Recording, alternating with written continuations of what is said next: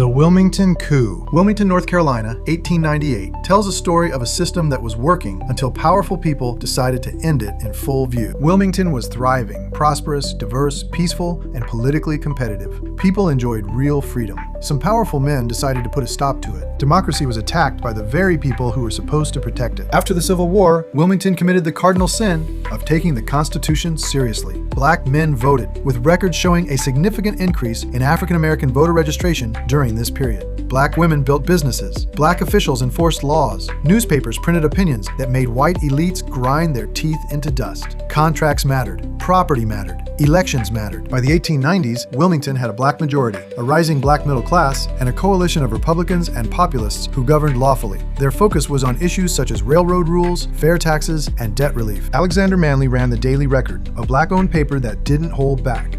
George Henry White was elected to Congress by his community.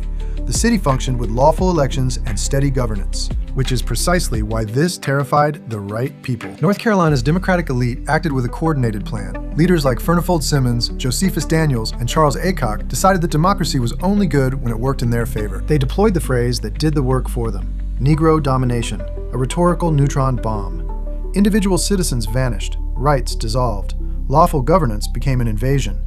Fear did the rest. The group known as the Secret Nine calmly planned how to take over Wilmington. They controlled newspapers by buying ads and leaning on editors, stirred up public fear, and sent armed men marching through town. They crushed the vote and claimed to save the city. Red shirts strutted like freedom's pallbearers, rifles slung, daring anyone to pretend ballots still mattered. The News and Observer supplied the soundtrack, cartoons and editorials that trained readers to confuse violence with virtue. This wasn't hysteria, it was disciplined messaging. In August 1898, Manly wrote an editorial that said what many people knew, but few dared to say. Interracial relationships weren't always crimes, and white men were almost never punished for sexual violence. His words were calm and grounded in the Constitution. That column became the excuse. Alfred Moore Waddell, a former Confederate, went around openly threatening violence if the elections didn't go his way. He said it again and again without ever being stopped. In a system that's supposed to protect everyone, that silence sent a clear message. That November, the election happened under armed threats. Polls blocked, shots in the distance, voters scared for their lives. Democrats claimed victory. The next day, they issued the White Declaration of Independence, a document presented in patriotic language. Still, nothing happened.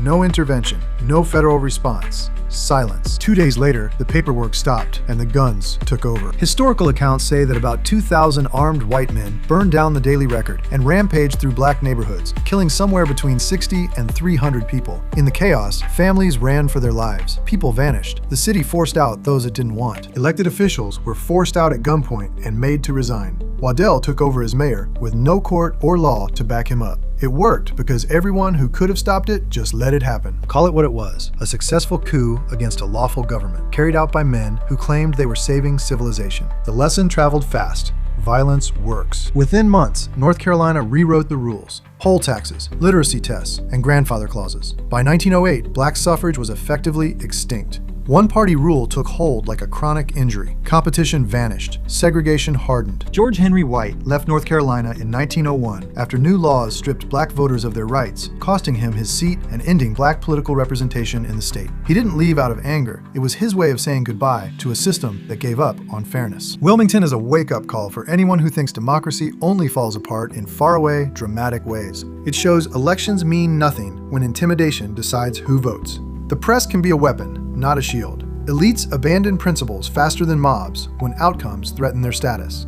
Fear remains the most efficient solvent for constitutional limits ever invented. Interracial democracy in Wilmington was real. It worked. Its destruction was a decision made by real people for real reasons. Calling what happened in Wilmington a massacre and a coup is about honesty. Societies need to keep the record straight. The question Wilmington leaves floating in the air like gun smoke, yet hasn't gone away: what happens when freedom is only allowed as long as it doesn't make anyone uncomfortable? In 1898, the answer was arson, exile, censorship, and rule by force. The machinery that made it possible, like propaganda, elite coordination, selective law enforcement, and moral rationalization, hasn't rusted. It's been upgraded.